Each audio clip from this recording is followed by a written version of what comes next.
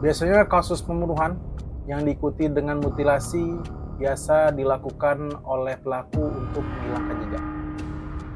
Namun kali ini ada tindakan seorang pelaku yang melakukan tindakan mutilasi bukan untuk menghilangkan jejak, dengan dikubur ataupun dibuang secara terpisah. Dan malahan pelaku membawa potongan korban keliling kampung sambil ditawari kepada orang sekeliling. Sebelum gua masuk ke detail kasusnya, Assalamualaikum warahmatullahi wabarakatuh. Perkenalkan, nama gua Henry Boka. Jangan lupa untuk menonton video ini sampai habis. Dan jika kalian suka video ini, jangan lupa untuk di-share kepada kawan-kawan kalian yang sekiranya suka cerita berdasarkan. Dan jangan lupa untuk memfollow akun ini supaya mendapatkan notifikasi untuk video terbaru lainnya. Langsung saja kita saksikan videonya episode kali ini.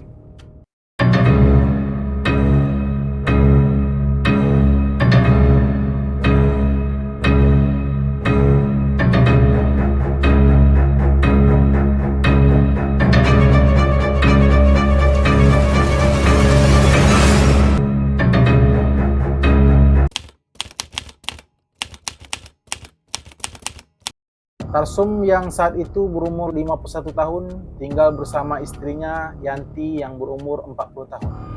Dan juga anak keduanya yang berinisial CP yang berumur 16 tahun berstatus pelajar SMA. Mereka diketahui tinggal di desa Cisontrol, Kecamatan Rancah, Kabupaten Ciamis, Jawa Barat. Sehari-hari Tarsum dikenal sebagai pribadi yang baik, ramah, dan pandai bergaul. Dia juga tergolong orang yang memiliki jiwa solidaritas yang cukup tinggi kepada teman dan juga tetangga. Mogok korban dan tidak pernah merugikan orang lain. Setiap hari Tarsum juga rajin beribadah ke masjid. Kehidupan rumah tangga Tarsum dan Yanti pun tergolong harmonis dan akur-akur saja. Kalaupun terjadi pertengkaran kecil dalam kehidupan rumah tangga, mereka dianggap hal yang wajar. Istrinya pun juga bukan orang yang gampang mengadukan suatu permasalahan yang terjadi kepada dirinya sendiri ataupun suaminya. Tarsum sendiri berprofesi sebagai tukang jagal kambing, namun karena dirasa pendapatan jagal kambing sangat kurang, dia pun mulai berani untuk merintis usaha jual beli domba. Karena modalnya kurang, dia pun harus berhutang kepada orang lain dan juga kepada pihak bank sebesar hampir 150 juta rupiah.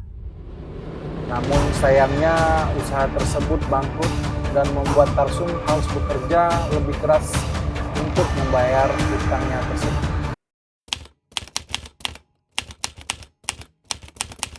Pagi itu sekitar jam 7.30 pagi, pada saat istrinya bersiap akan pergi ke pengajian Jumat pagi, tiba-tiba Tarsum menyerang istrinya itu dengan menggunakan balok kayu. Korban yang tak mampu menghindar dan melakukan perlawanan akhirnya tewas di tempat. Tak hanya membunuh, tetapi pelaku kemudian memutilasi korban menggunakan pisau. Awalnya masyarakat tidak tahu akan terjadi pembunuhan yang dilakukan Tarsum. Namun saat pelaku menawarkan potongan mayat tersebut, akhirnya masyarakat tahu bahwa pelaku sudah membunuh dan memutilasi istrinya. Kejadian ini membuat warga sekitar ketakutan dan ada warga yang merekam aksi yang dilakukan Tarsum tersebut. Kemudian video tersebut menjadi viral di media sosial dan menuai kecaman.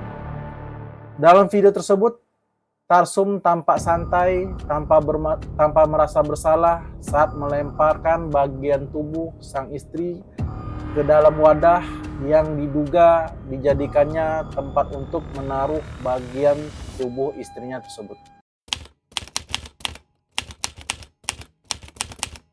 Beberapa warga sekitar mengaku masih melihatnya pergi untuk bekerja pagi hari seperti biasanya. Tarsum juga pernah datang ke rumah RT untuk meminta bantuan. Dia mengaku akan berangkat bekerja ikut temannya yang berternak ikan di Kalimantan.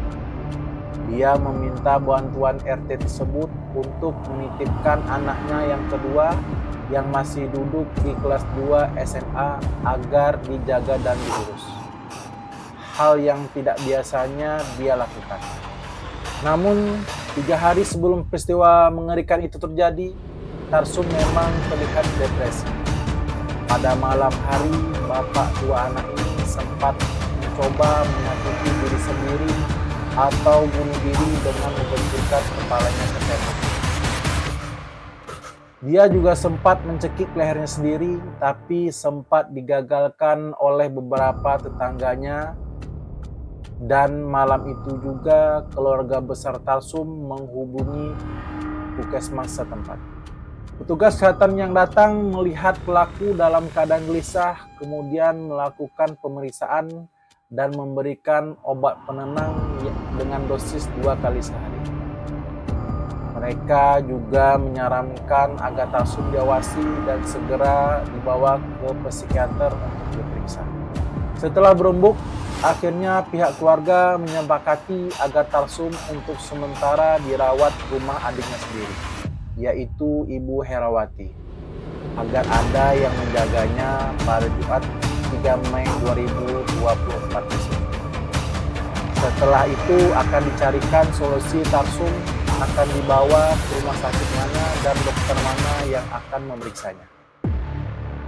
Tapi rencana tinggal rencana, Jumat pagi itulah terjadi peristiwa mengerikan tersebut yang membuat geger warga dan membuat pihak keluarga syok.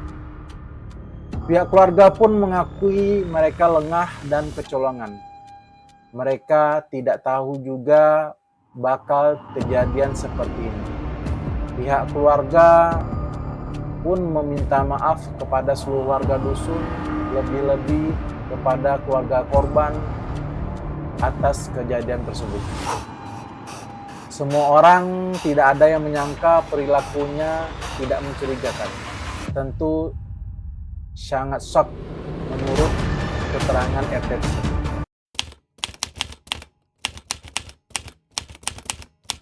Seperti yang gue sebutkan di awal, bahwa Tarsum mempunyai hutang sebesar hampir 150 juta untuk membuka usaha jual beli domba. Hutang tersebut belum dapat dibayar, namun usahanya telah bangkrut. Pekerjaannya sebagai penjagal kambing ternyata tidak cukup untuk membayar hutangnya tersebut. Dan yang kedua, menurut informasi yang dapat, bahwa anaknya sempat mengalami kecanduan judi slot sehingga banyak hutang. Namun hal itu sudah lama terjadi dan telah diselesaikan oleh pihak keluarga. Dari dua hal tersebut, Tarsum diduga memiliki depresi lantaran memiliki hutang yang sangat besar.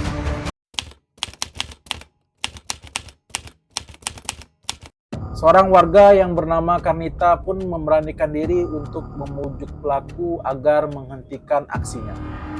Warga tersebut memberanikan diri karena mengenal pelaku. Dan pelaku didapati menyesali atas perbuatannya yang dilakukan terhadap sang istri. Bahkan pelaku sempat menangis sembari meminta ampun kepada Karnita yang mulai dapat menenangkan. Karnita meminta kepada pelaku untuk melemparkan pisaunya. Setelah pisaunya tersebut dilempar, namun dengan cepat, tiba-tiba Tarsum kembali mengambil pisaunya yang telah dilemparkannya tersebut. Kemudian menyerang Karnita. Untung saja dia dapat menghindar dan kemudian menjatuhkan pelaku ke tanah. Dibantu warga dan pihak kepolisian, akhirnya pelaku dapat ditangkap saat itu juga. Pelaku yang ditangkap akhirnya dijebloskan ke penjara. Saat digiring ke Polres Ciamis, Tarsum sempat diam berseribu kata dan linglung. Pada saat di penjara, ia sempat bertanya kepada pihak kepolisian mengenai kondisi istrinya usai dibunuh dan dimutilasi.